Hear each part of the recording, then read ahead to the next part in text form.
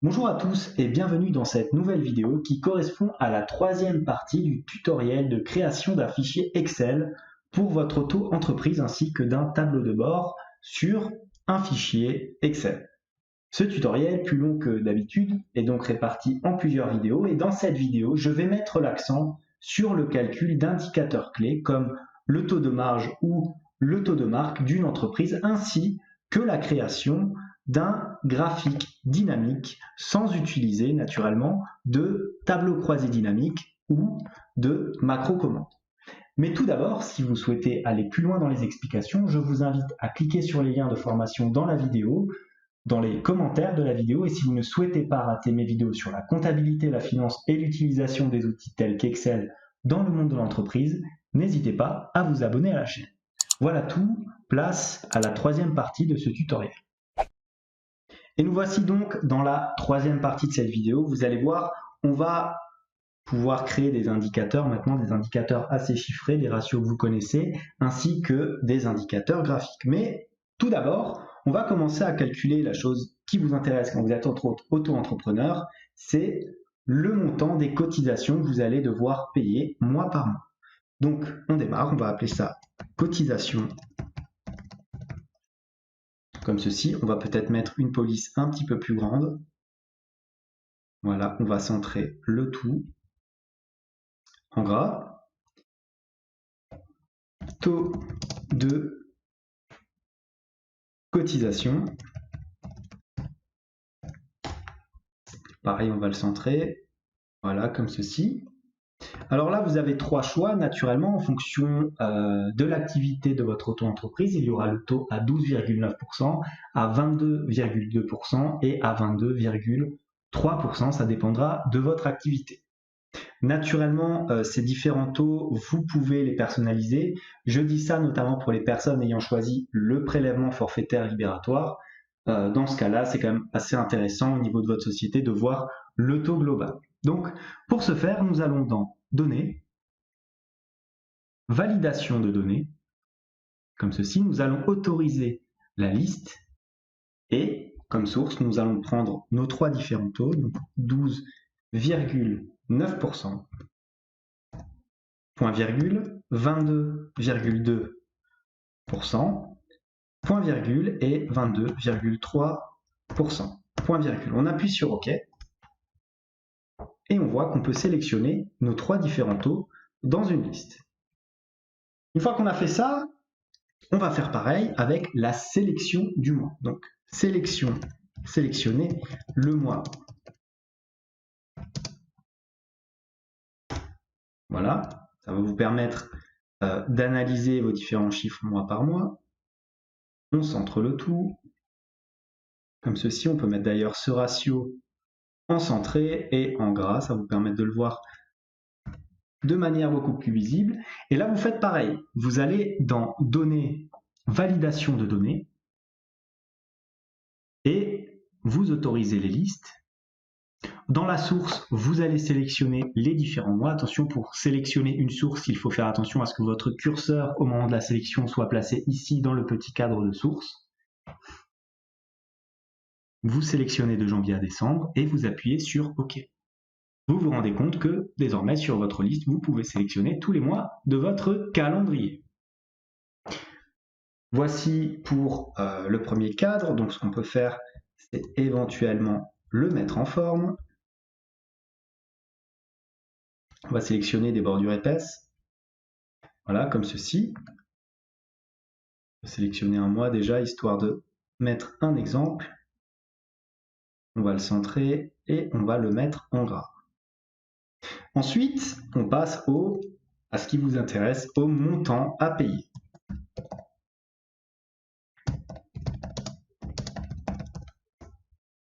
Montant à payer naturellement du mois que vous avez choisi au-dessus. On va prendre la même taille de police, donc on va mettre du 14, voilà, comme ceci.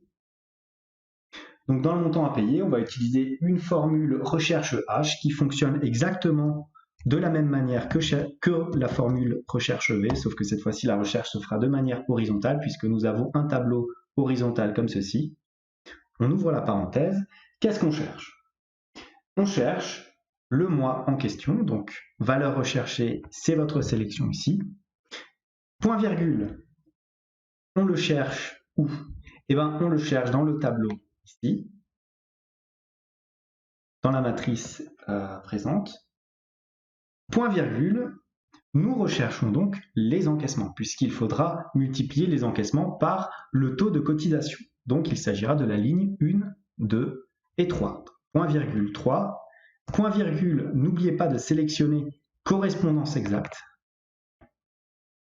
Vous fermez la parenthèse et vous multipliez le tout par le taux de cotisation applicable que vous avez sélectionné tout à l'heure. Vous appuyez sur Entrée et vous avez donc 44 € à payer, ce qui correspond bien à peu près 22% de 200. Un calcul très vite fait, ça correspond bien à 22 x 2, donc le calcul est correct. Vous allez ensuite pouvoir centrer les différentes informations, comme ceci. Fusionner et centrer, vous le mettez en gras, vous augmentez un petit peu la police, histoire de le rendre un petit peu plus lisible. Vous faites éventuellement un clic droit dans Format de cellule pour sélectionner la catégorie monétaire, vous appuyez sur OK, et voilà votre deuxième petite partie de tableau. Une fois qu'on a fait ça, qu'est-ce qu'on cherche? Alors, moi je vous propose de prendre comme indicateur pertinent le taux de marge ainsi que le taux de marque. Vous allez rapidement comprendre. Tout d'abord, nous allons calculer le montant de la marge brute pour le mois sélectionné. Donc, on va prendre comme titre égal, et là vous ouvrez les guillemets, marge brute. Ensuite, petite manipulation, vous faites un espace, vous fermez vos guillemets, vous utilisez le petit et commercial comme ceci, et vous sélectionnez votre sélection du mois. Comme ceci, vous appuyez sur Entrée, et vous voyez que là, regardez, on va tirer la formule jusqu'à la colonne K à peu près au niveau de la présentation. Vous mettez tout ça en gras, on augmente un petit peu la police comme ceci, et vous remarquez que comme ça, votre titre va changer en fonction de votre sélection, ça fait toujours plus propre, vous voyez, comme ceci. On repasse sur janvier, et voilà pour notre petit titre. On peut mettre une bordure épaisse à ce titre-là, et maintenant, on va commencer par calculer la marge brute pour le mois sélectionné. La formule à utiliser sera donc très simple puisque la marge brute ici va correspondre au chiffre d'affaires moins les achats consommés. Donc nous pouvons simplifier ici en prenant les encaissements moins les décaissements. Donc pour ce faire, nous allons utiliser une formule de recherche H comme nous avons fait tout à l'heure. Donc recherche H, on ouvre la parenthèse. Et qu'est-ce qu'on va rechercher? Le mois en question, ici, point virgule. Où est-ce que nous allons rechercher cette donnée? Dans le tableau classique que nous avons vu tout à l'heure. Voilà. Point virgule. Comme il s'agit des encaissements moins les décaissements, donc il s'agira de la ligne 1, 2 et 3. Point virgule. Nous allons sélectionner faux, correspondance exacte. On referme la parenthèse, et là, nous allons donc chercher les encaissements. Maintenant, il faut déduire les décaissements. Donc, on fait pareil avec une recherche H. On ouvre la parenthèse, et on sélectionne, il l'a déjà ouvert, le mois en question, point virgule, la matrice que nous souhaitons utiliser pour cela, et la ligne, puisque c'était la ligne 3 tout à l'heure, ici nous sommes dans la ligne du dessous, donc la ligne 4. Point virgule, faux, correspondance exacte. On ferme la parenthèse et on peut appuyer sur Entrée.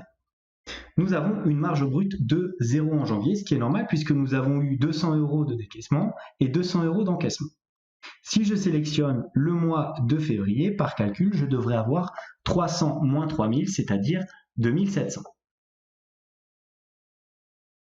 Et j'ai bien mes 2700 ici qui apparaissent. Donc on peut éventuellement le mettre en forme comme ceci. On fusionne et on centre. On augmente un petit peu la police. On peut sélectionner aussi éventuellement un format monétaire, puisqu'il s'agit là d'une donnée monétaire. Voilà, on peut éventuellement garder les virgules ou ne pas les garder, c'est comme vous souhaitez. Ce que je vous propose aussi de faire, c'est d'aller dans mise en forme conditionnelle, afin que vous puissiez bien voir les différentes informations. Supérieur à, vous sélectionnez 0, donc tout ce qui sera supérieur à 0, ça apparaîtra en vert avec texte vert foncé. Vous allez à nouveau dans mise en forme conditionnelle, vous sélectionnez cette fois-ci inférieur à 0, et donc remplissage rouge clair avec texte rouge foncé, comme ceci. Si par exemple je sélectionne le mois d'avril qui lui est positif, j'obtiens une mise en forme verte qui correspond bien à un chiffre positif de mon activité.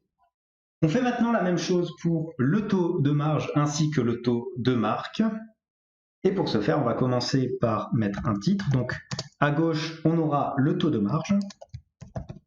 Puis un petit peu plus à droite, on va laisser 3 lignes, on aura le taux de marque.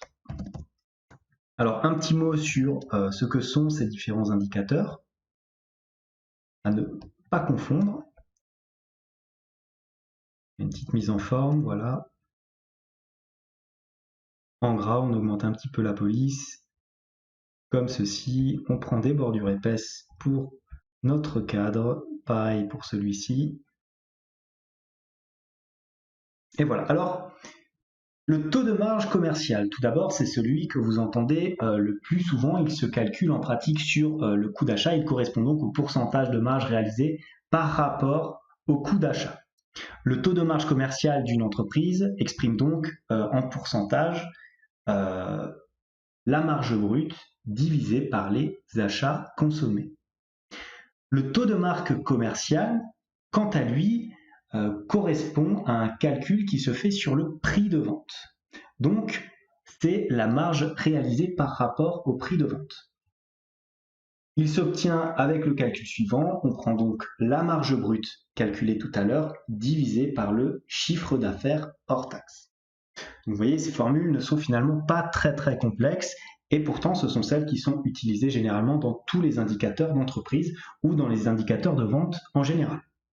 Donc, le taux de marge tout d'abord.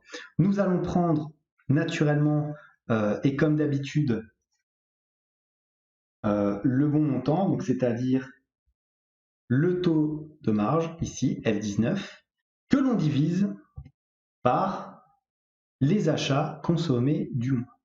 Donc pour rechercher les achats consommés du mois, c'est-à-dire les décaissements, on utilise une recherche V de ce mois-ci qu'on a sectionné, point virgule, dans la matrice correspondante, donc celle-ci, vous avez l'habitude maintenant, point virgule, il s'agira de la ligne 4, c'est-à-dire les décaissements, point virgule, faux, correspondance exacte,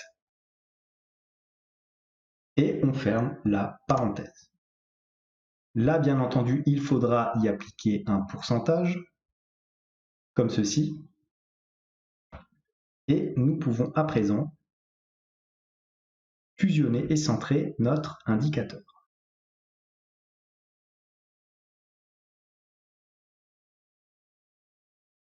Alors, les 21 900% sont normales puisque là, nous avons des informations qui ne correspondent pas forcément à la réalité. Regardez, 22 000 euros d'encaissement et 1% 100 euros de décaissement. Donc, imaginez le rapport qu'il y a entre les deux, c'est énorme.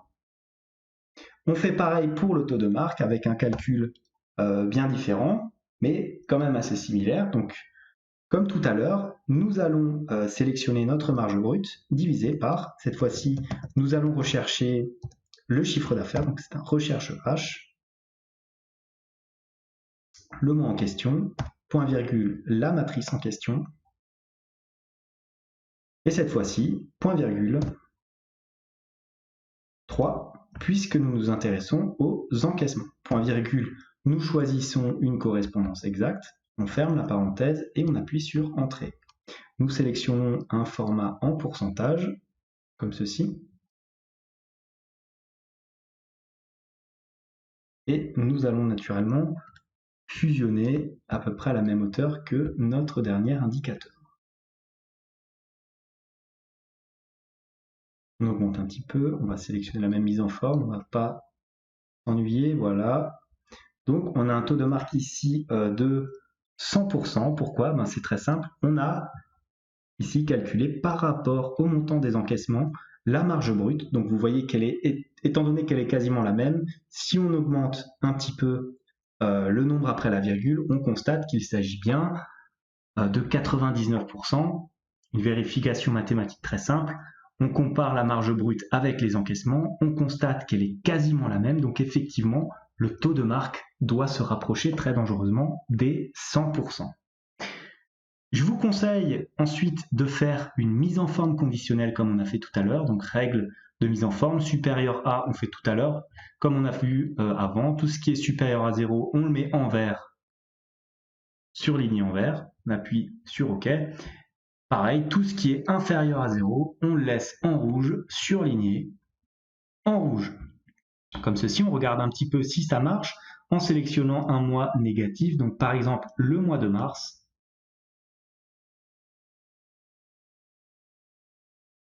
Voilà, comme ceci, moins 82%, et le taux de marque, moins 446%.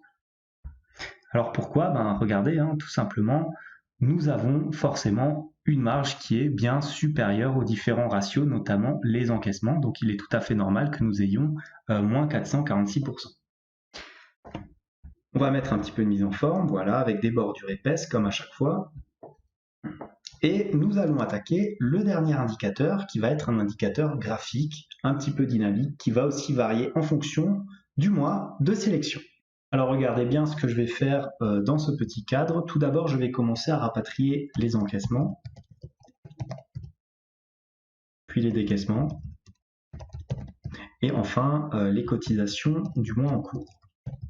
Donc, pour les cotisations du mois en cours, c'est relativement simple, il s'agit de cette cellule. Pour les encaissements du mois en question, bon, vous avez compris comme on a fait tout à l'heure, on va utiliser recherche H, comme ceci, puis sur OK. Vous sélectionnez quoi? Le mois en question, point virgule dans la matrice ici. Point virgule dans quelle ligne se situent nos encaissements? 1, 2, 3, dans la ligne 3, point virgule, faux, correspondance exacte. Vous fermez à présent votre parenthèse et vous obtenez vos encaissements. Vérifiez rapidement, le mois de mars, 500 €, c'est juste. On fait pareil pour les décaissements, donc est égal recherche H. On ouvre la parenthèse, valeur recherchée, pareil, le mois en question, point virgule, la même matrice que tout à l'heure. Point virgule, cette fois-ci, c'est la ligne 4, point virgule, faux, correspondance exacte, on ferme la parenthèse. On a rapatrié 2730 €, ils sont là, donc notre formule fonctionne.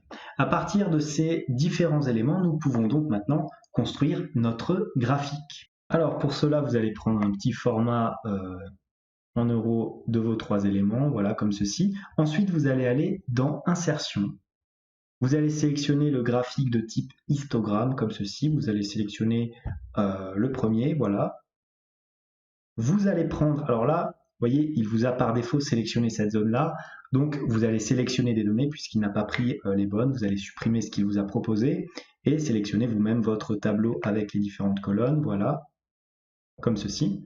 Maintenant, vous allez appuyer sur OK et vous allez mettre en forme votre petit tableau.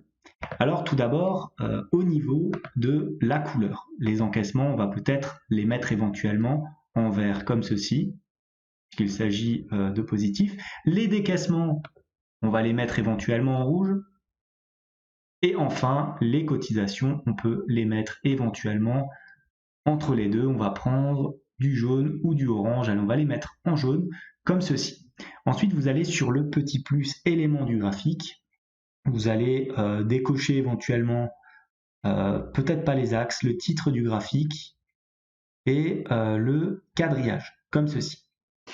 Vous pouvez à présent aussi, bon après c'est naturellement vous qui choisissez la mise en forme de votre graphique. Je vous propose de le placer ici dans cette zone-là. comme ceci. Vous pouvez faire un clic droit et naturellement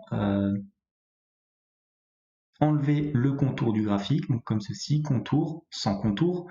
Comme ça, regardez, ça fait quand même beaucoup plus propre. Ensuite, vous pouvez le placer de manière beaucoup plus correcte dans le cadre prévu à cet effet. Voilà. Comme ceci. Maintenant, ce que je vous propose, c'est de mettre un cadre avec une bordure épaisse, comme ceci. Et voilà votre petit graphique qui, regardez, va évoluer en fonction du mois. Si maintenant, je prends le mois de janvier, on a 0. Pourquoi? Parce que nous avons 200 et 200. Par contre, nous n'avons pas 0 au niveau de notre graphique et nous avons un montant de cotisation. Pourquoi un montant de cotisation? Parce qu'il y a des encaissements. Et n'oubliez pas que les cotisations sociales au niveau d'un auto-entrepreneur sont calculées au niveau de son chiffre d'affaires et pas de son résultat. Donc même si vous ne gagnez rien pendant un mois, et ben, si vous avez fait un chiffre d'affaires, si vous avez quand même vendu, créé des bénéfices, vous allez quand même payer. Donc voilà votre petit tableau de bord dynamique. Regardez, si je prends février, là pareil, ça évolue à chaque fois en fonction de ce que vous allez choisir. Et voilà donc votre petit tableau de bord pour votre auto-entreprise. Bien entendu, vous pouvez le personnaliser à votre guise, faire ce que vous voulez avec ce fichier. N'hésitez pas à me dire si vous pensez qu'il faut intégrer d'autres indicateurs peut-être un petit peu plus pertinents. Là, je vous ai intégré les indicateurs les plus importants, ceux qui sont généralement vus par les banques et les sociétés en général. Voilà tout pour ce tutoriel qui était plus long que d'habitude. N'hésitez pas à mettre des suggestions en commentaire, éventuellement liker la vidéo, à vous abonner à la chaîne comme d'habitude. Moi je vous dis merci de votre attention et à bientôt pour une nouvelle vidéo.